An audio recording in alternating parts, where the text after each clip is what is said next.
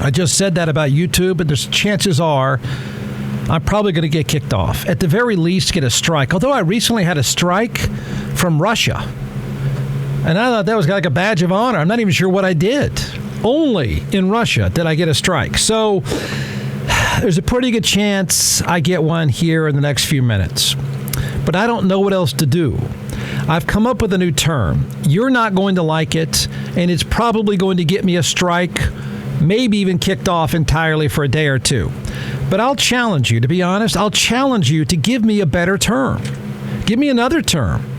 I'm open to hearing there's a better way to phrase this. I just don't think so. For full disclosure, I will say this. I hate to say militant, but I guess I'll say militant. I am a militant free enterprise crusader. How's that? I really, really believe in market forces. It doesn't always feel good, and there's almost always a bloody nose. But you can trust market forces far more than you can trust the people who like to tinker with market forces. It's not perfect. It's just much better than the alternative. So I am that militant free enterprise person. The consumer is, you the consumer, you are and should be all-powerful. I know that sounds kind of righteous and all that stuff, but I think it's mostly true. No one should ever knowingly deceive you, and you have a ton of power, and that's the way it should be. But there is a group of people. There's a group of people today that are empowered by social media. Stop there. It's one of those times, and I fully accept this, if somebody says, we've always had nut jobs. We've always had people like this. We just didn't hear from them as much. They didn't have that megaphone. And I think that's partly true, but I don't think we've ever had it quite like this. And this is not just because we have more nut jobs today. I think we do. But I do think the nut jobs of today are empowered by social media. They can collectively get together and be nut jobs. So I'm not going to buy that people have always been like this. Some, yes. Not this many would be my argument. These people today do not believe in market forces. They don't believe in free enterprise at all. They'd say they do. They lie that they do, but they don't. There's proof of that. They are consumer vigilantes. What a phrase, right? I think vigilante, to be honest, vigilante is a nice way of saying it. They're really, in my mind, consumer terrorists. And I'm not throwing that around lightly. They aren't taking on businesses for any cause other than raising hell and scaring people. That's what they do. They're not going to argue free enterprise at all. They don't care. They just want to terrorize you. They don't trust the marketplace at all. Truthfully, they don't care about the marketplace. And it's disgusting. It's despicable. And I don't know what else to call these haters of free enterprise. What else would you like to call them? Because that is exactly, in my opinion, that is exactly what they are. And it's really unhealthy, and it's incredibly dangerous. And it's completely useless. Here we go. Bud Light, even bringing it up at this point makes my face hurt. Bud Light, Target, Kohl's, Starbucks, and even Chick-fil-A are among the targets of these consumer vigilantes. Jeff's term, consumer terrorists, but we'll stick with vigilantes just for a few minutes. It works like this. Here's the way it works now. You don't like how they run their business. Collectively, you vigilantes, you consumer terrorists, you haters of free enterprise. You don't like how they run their business. You don't like how they market their business. You don't like their product line, so you don't do the reasonable thing.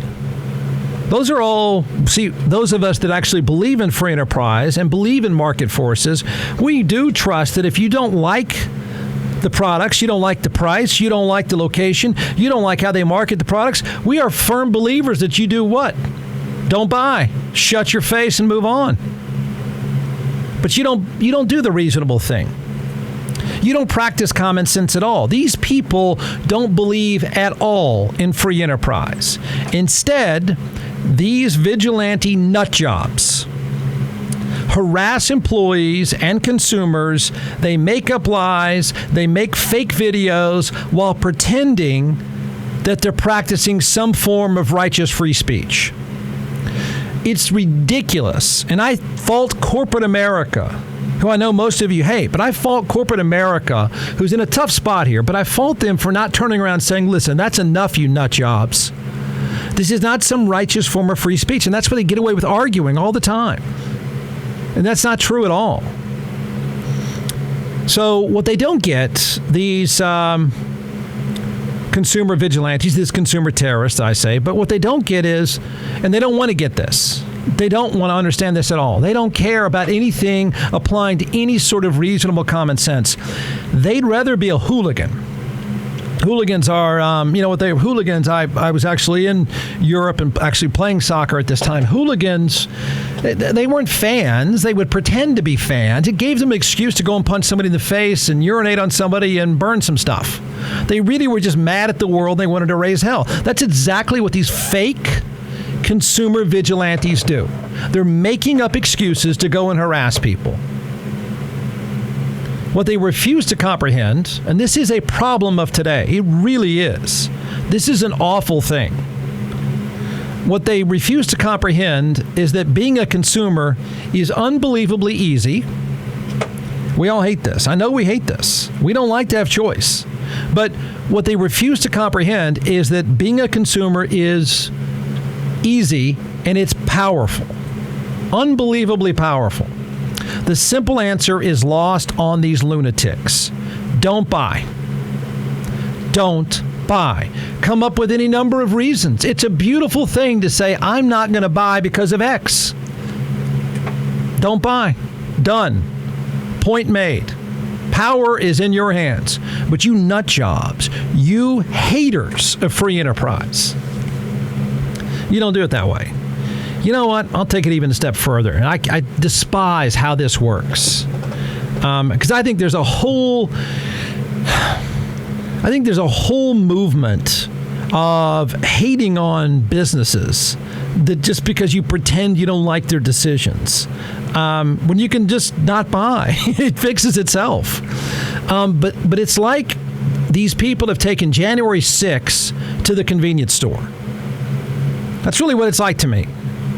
Say that I'm crazy, say I'm outrageous, the whole this, not that at all, Jeff. I don't know how you can not say that, but I'm open to an argument. It's like they've taken January 6th with all the Confederate flags and stuff, just an excuse to tear some stuff up.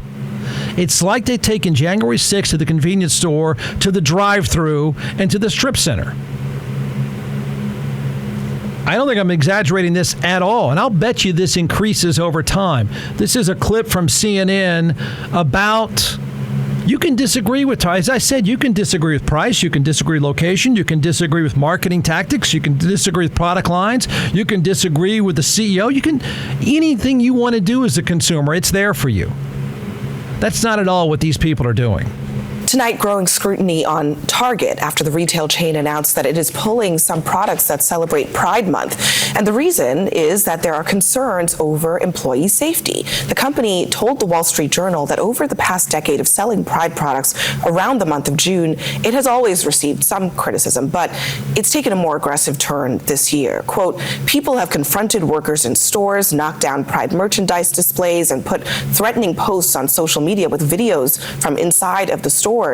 Target has not specified what products it will be removing, but many right-wing activists have focused their criticism on a transgender-friendly swimsuit that online commentators incorrectly believed was being marketed to children. The company now joins a growing list of big brands and companies like Walt Disney, Bud Light, and North Face caught up in these partisan culture wars. But Jeff, but what? Idiot? Don't buy. You have every right to say, you know what? I don't go there during June. Okay, don't.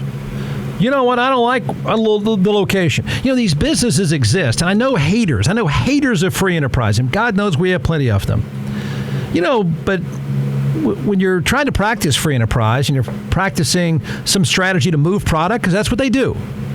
That's what they do. And they have every right to pick out groups that they would like to target. And I'm saying this in a positive way. And you have every right to go, I don't want to buy. But you're making up videos, you make lies. It's like this anti-vax movement meets fake consumers. You just want to trash business because you want to trash something. You're a hooligan. I think you're a consumer terrorist, but at the very least, you're a hooligan. So Pride Month has pissed off the consumer terrorists.